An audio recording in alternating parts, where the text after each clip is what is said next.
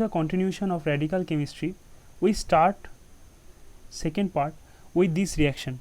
At presence of alkene N-bromosuccinamide, which look like this, which is generally used to generate Br dot in low concentration. In low concentration, this type of non-polar solvent.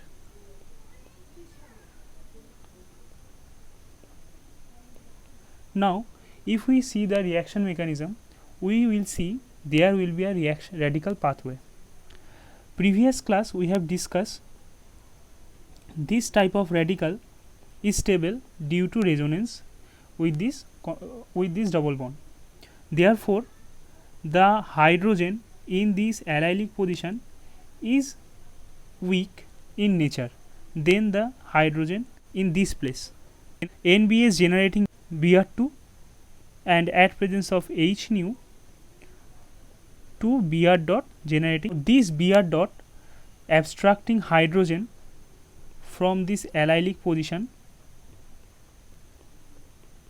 quite easily and faster than from this position. So it will take a one hydrogen and it will form this type of intermediate, and after that another set of bromine will take part in reaction and the cycle and Br dot will be eliminated and the product will be like this and the cycle will carry on. But if we use any polar solvent like water or any kind of polar solvent, then the story will be different. Alkene at presence of Br2, it will form this type of intermediate, this type of ionic intermediate actually, which gets stabilized at polar intermediate.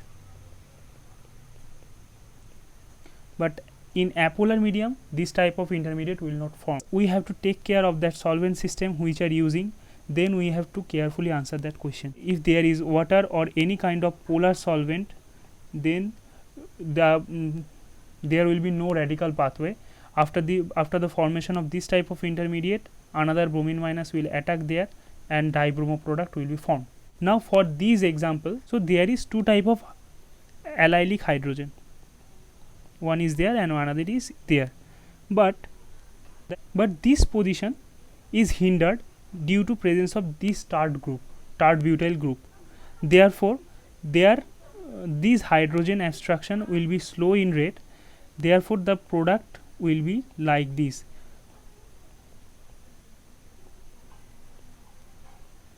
This will be the major product, and at presence of H2O and this base, the final product will be like this. Next topic, radical substitution bromine by hydrogen. First of all, at presence of H nu, this type of tin reagent undergo homolytic cleavage. What is homolytic reaction? We have discussed in previous part, and it will form tin radical and H dot. Okay. Now this tin radical will take the Br dot and generate a radical over there and form a radical intermediate like this. After that, another set of this reagent supplies H dot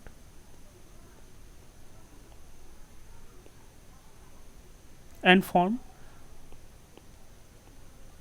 this type of product and substitute bromine with hydrogen. Instead of microwavelength, AIBN also used to activate the tin molecule,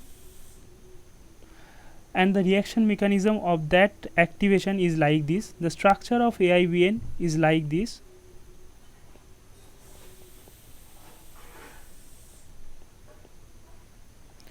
and in situ, in reaction medium,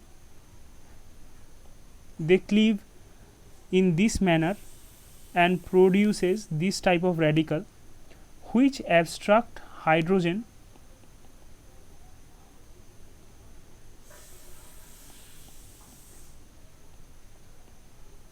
from there and produces this tin radical which will do the same job as previous. Next example, this reagent, they are also forming this radical as well as this radical. So tin radical absorb the iodine dot and form this type of radical and forming R dot. There is two possibility. In the above case, we have seen after forming this kind of radical, it absorb the H dot from this substrate and form this type of product. But in this case, there is a good acceptor presence, which is therefore it will take part in reaction like this and it will generate this type of product, and this radical will abstract one hydrogen from there.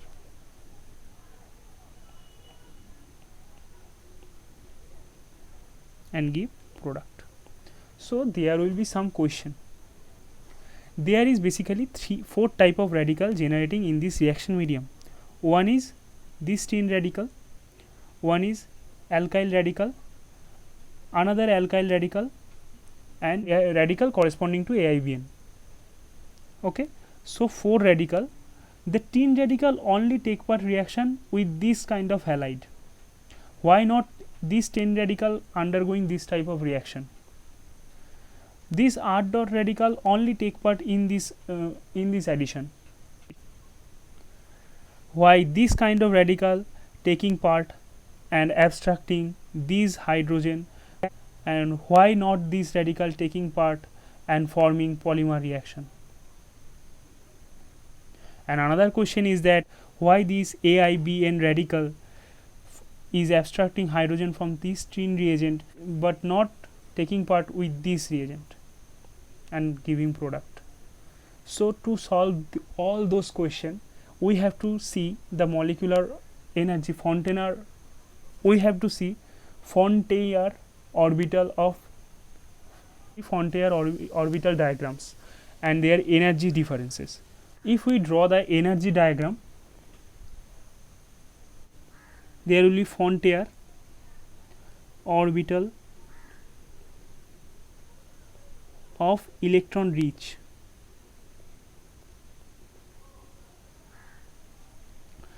and Fontaine orbital of electron deficient. Okay, now let's see, in case of electron rich compound, the pi star is over there and the pi bond is there.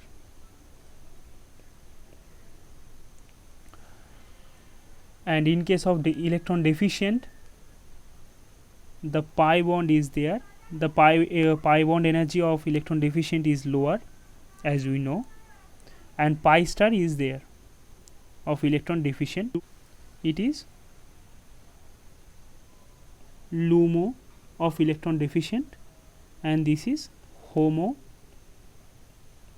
of electron deficient, and this is also LUMO of electron rich, and this is also HOMO of electron rich compound. SOMO of nucleophilic radical.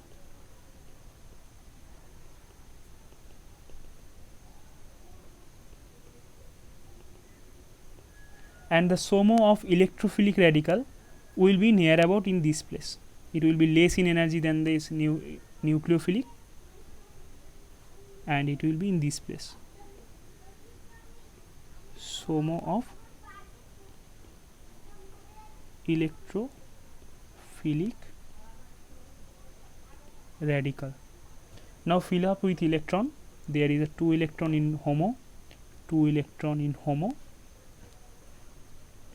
1 electron in SOMO radical, the radical 1 electron in SOMO. Now if we see there, in case of nucleophilic radical, this SOMO electron interact properly with the LOMO of electron deficient molecule.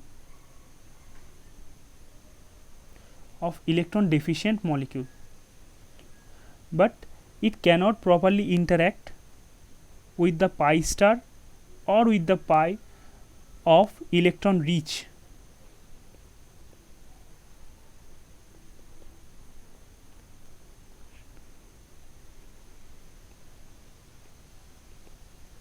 Electron rich orbitals, as well as in case of electrophilic radical, the interaction between the SOMO of electrophilic radical and the pi of the HOMO is pretty well, but there is a good interaction, but is poor interaction with electron donating group.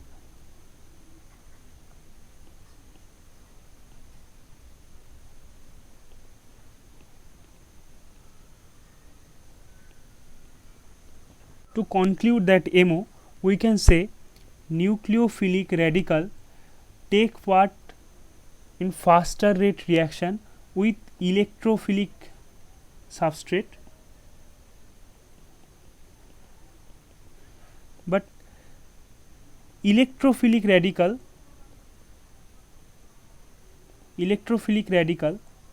will take part faster in rate with nucleophilic or electron rich substrate,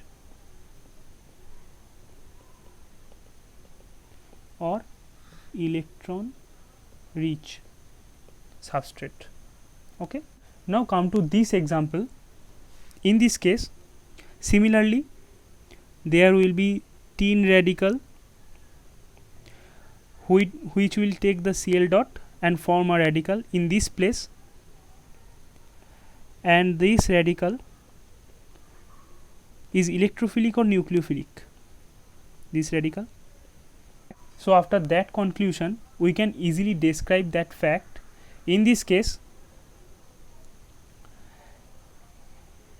this R dot radical is nucleophilic, so it will go with electrophilic substrate, but H dot is strongly nucleophilic radical, so R dot also nucleophilic radical, so this type of reaction will not occur. So similarly, this is a electrophilic radical and H dot is a nucleophilic radical, so this radical will take this H dot, it will not undergo with a nucleophilic substrate.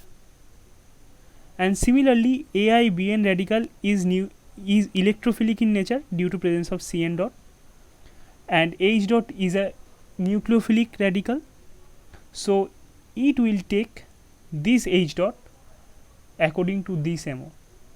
But as it is a electrophilic and this substrate also electrophilic in nature, this reaction will not undergo. Come to this example. This radical will take this Cl dot and form this type of radical. Can you say this is electrophilic radical or nucleophilic radical? This radical is generally strongly electrophilic because due to presence of this electron withdrawing group beside adjacent to that radical. So this is a electrophilic radical, and there is a substrate which is nucleophilic, right? Because this oxygen over there, this is a nucleophilic, this center is nucleophilic center. Okay, so there will be a reaction.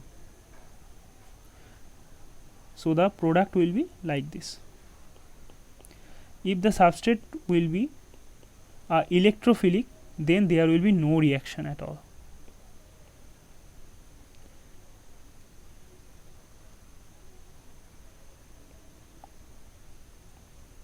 I think you have understand that pretty well. Now come to the next example. It is a intermolecular radical reaction. In this case, this radical, there is a two radical system. AIBN helps to form this type of radical and H dot. This radical helps to form this type of homolytic cleavage and form this type of intermediate.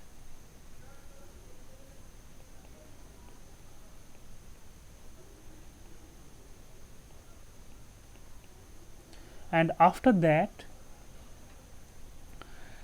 this radical cyclizes through this type of reaction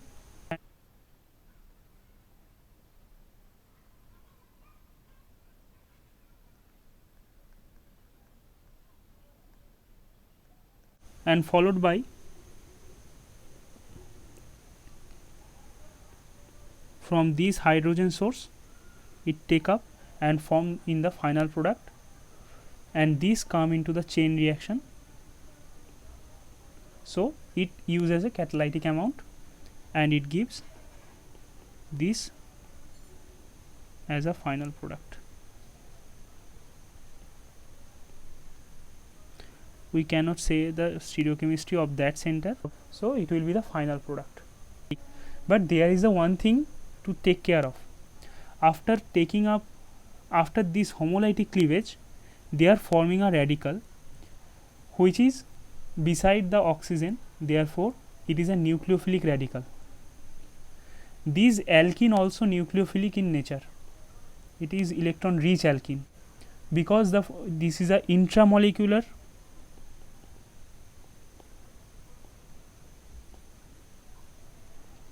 and second of all it is forming 5-member ring. These two are the driving force for this reaction. This is the end of our class. Now next class we will discuss about previous year questions on intermediate, carbene as well as on radical.